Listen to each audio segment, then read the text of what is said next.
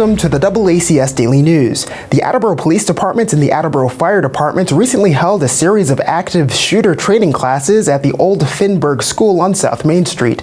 Berkley, Massachusetts Chief of Police Chris Baker led the training, and we spoke with him to learn more. Hi, my name is Chris Baker. I'm the Chief of Police in Berkley, Mass. We spoke to Chief Hagney from Attleboro, and he wanted to run a series of active shooter classes. And the class itself, it's not your conventional active shooter classes where it's with just the police department. It's an active shooter class where we're going to collaborate the police and fire with a collaborative mutual response. The state, about a year and a half ago, trained a number of police officers and firefighters in this collaborative response, and this is a program that's been slowly being rolled out. Chief Hagney, being kind of at the tip of the spear, has taken upon himself to find funding to run this program on his own to get the police and fire departments all trained up. Our whole police response to active shooter has been shaped since Columbine, almost 20 years ago. So 20 years ago, we learned that it's not good enough for just the police to show up. The police now have to show up immediately, grab the appropriate gear, get in and stop the killing and stop the dying.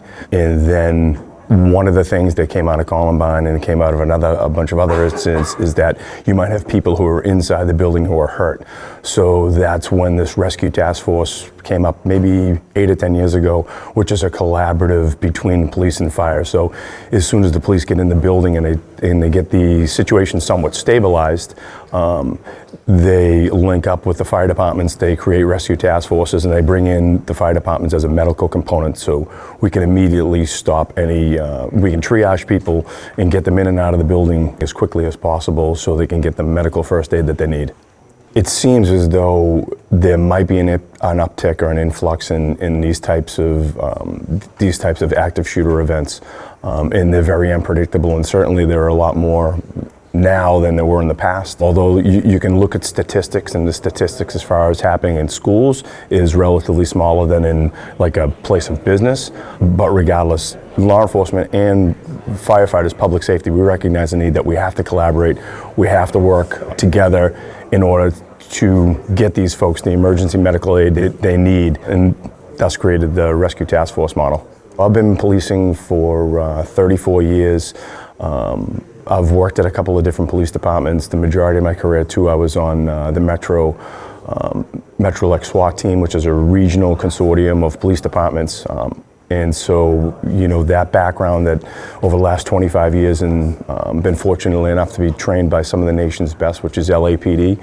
So they came out and trained our team up. And just being in SWAT and then working for the police academies, you know, just been in training kind of my whole career. So, and this is just another step, another evolution in my training. There's over 150 of us that are trained in this Rescue Task Force model.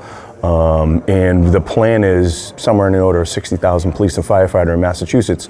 And the plan is that Governor Baker, Governor Healy, they want everybody trained. So they got us trained through the police academies in the state. We plan on in July, hopefully rolling this out and training everybody in the state as quickly as possible.